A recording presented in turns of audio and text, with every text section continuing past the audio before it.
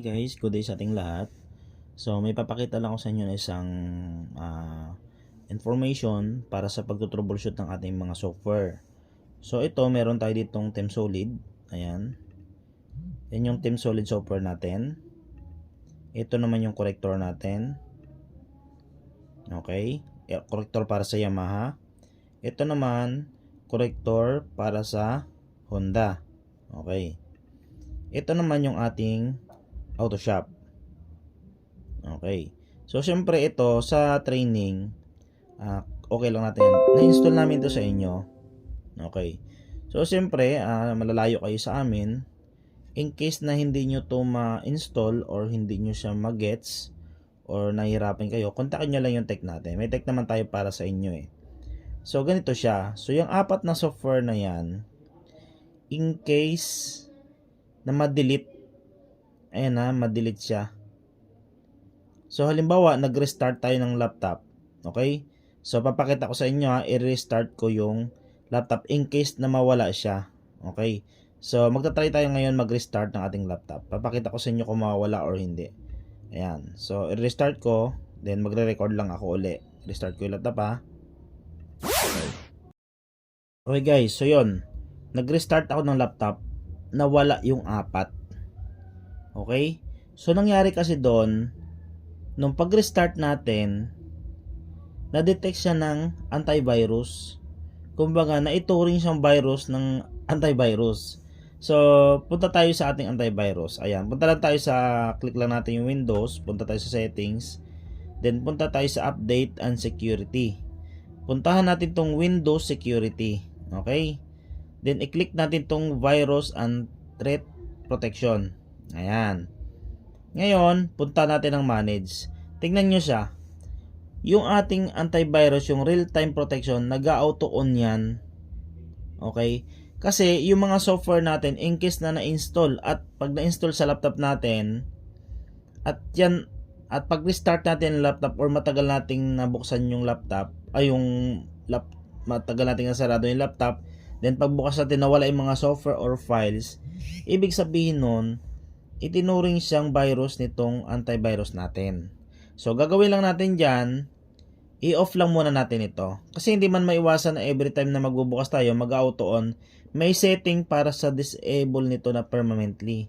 Pero kasi napakailangan natin ng antivirus sa laptop natin para in case na naka-online tayo dito, ayan, naka-online tayo dito, nakabukas internet natin, yung mga virus na pumapasok sa atin, napoproteksyonan niya pa rin. Mahalaga pa rin to. Kaya nag-auto-on yan. Okay. So, gagawin lang natin dito, off lang. Yan. Pag off natin. Okay. So, exit tayo dyan. In-off natin yung antivirus natin. So, gagawin natin, pupunta natin yung folder kung saan nakalagay yung mga software na yun binigay namin sa inyo. In case na wala kayo nun, kontakin nyo lang yung tech natin. So, sa akin nakalagay dito sa document. Then, nakalagay dito, Autoshop, Team Solid, Corrector. Ayan o.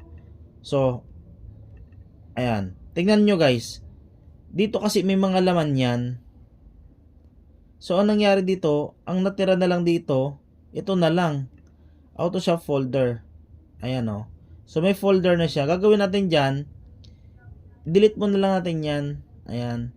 Ang kunin natin, yung naka-rar. Meron tayong naka-rar dito. Ito, yun yung naka-rar natin. Okay? So, dapat lahat ng folder nyo na may mahalagang software, i-run nyo rin.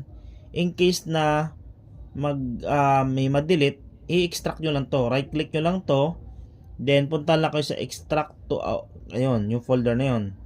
Okay, so extract lang natin. Ayan. Ayan, hintayin lang natin. Tapos, so, hanapin natin ngayon na extract nating folder. O, ito na siya. Buksan natin. Ayan, buksan natin dito. Ayan o, nakita nyo siya? Yung mga nawala kayo, nandito na. Ayan na siya, oh. Ayan, nagdoble na nga yung Autoshop X natin. Dito, meron din siya, oh. Okay. So, ngayon, pag in-okay ko to, ayan, magbubukas siya. Pag in-okay ko dito, magbubukas siya. So, gagawin na lang natin dito, pag after natin ma-extract, at napunta na tayo dito sa itong folder na to, right-click nyo lang to, send to desktop. No, ito rin. Send to desktop. Ito rin isang folder natin. Send to desktop. And last one, send to ulit. Ayan. Send to desktop. Ayan. Then, exit na tayo dito. Ayun na guys, so andito na sila. Ito, i-rename nyo lang. Nare-rename naman yan in case na gusto nyong i-rename. O, ayan na, uli siya. So, hindi nawawala yung mga software natin. Basta, gagawin lang natin, lahat ng software natin na yan, ayan, highlight mo dyan, tapos i-right click, then, i-add to corrector, o i-add natin sa RAR. O gawa natin ng bagong pangalan. Para in case na nadidelete, meron kayong pagkukunan. Yung RAR kasi guys, hindi yan napapasok ni virus. Okay? So, nakasip siya or zip, ganyan. Ngayon, anong gagawin natin para hindi siya kainin ng virus? Ayan, in case na, para ma-protection natin yung apat na yan. Pupunta lang tayo uli doon sa setting. Ayan. Punta tayo dyan. Punta tayo doon sa security. Punta tayo sa Windows Security. Punta tayo sa Antivirus Protection. Okay. And punta tayo sa Manage Setting. O, diba? Naka-off na siya. Punta tayo ngayon sa pangalan na Exclusion. Okay. Add or remove exclusion. O, add natin yon. Punta tayo dito sa Add an Exclusion.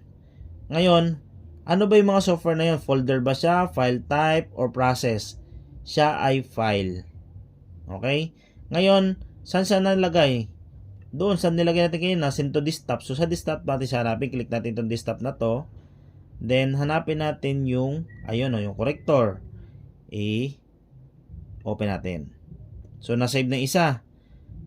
Add inclusion uli. Bali, 4 yun eh. Siyempre, 4 din isi-save natin. So, ito rin isa. Checksum. O, open natin. Yan. Isa pa. File. Tapos, yung Autoshop. Open. Ano pa isa? Yung Team Solid. O, file. Then, hanapin natin yung Team Solid.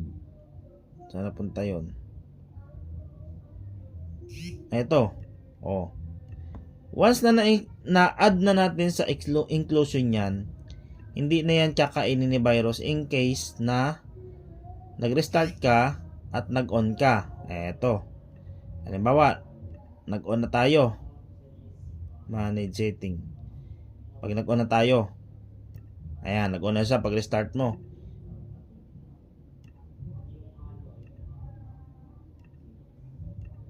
Hindi na siya kakainin ni virus. Kasi, naka-inclusion ka na doon sa mga listahan niya na hindi siya pwedeng ituring na virus. Okay guys? So, sana na-gets nyo guys na ang konting tutorial na ito ay kumbaga information sa para sa mga nahirapan sa mga software. Kahit anong software, minsan nagkakaganyan yan. Basta hindi mo siya na-inclusion, kakainin talaga na virus yan. Okay? So, sana guys may na-gets kayo ngayong araw and bye-bye! Gagawin ang motor ng maayos at tama. Garantisadong gawa ay pangdalubhasa. Mekaniko. Simple lang gumalaw at hindi nandadaya. Mekaniko. Ang customer ay masayang uuwi at aandar ang motor ay banayad. May motor ka bang nasira na lumalala? Nang dahil sa mekanikong puro lang sa hula. Kalikot dito, kalikot doon. Problema ng motor di pa rin mawala. Pinakamasakit, pinabili ka pa ng pyesa. Oh shit, hindi naman palayo ng sira. The best lumipat ka na dito sa mekanikong tapat na gumawa, di ka mapapahiya. Team Solid, sila ang tunay na mekaniko na may talino at gawa na ang motor mo ay alaga na maturuan ka pa ng tama. Garantisadong sakto ang gawa.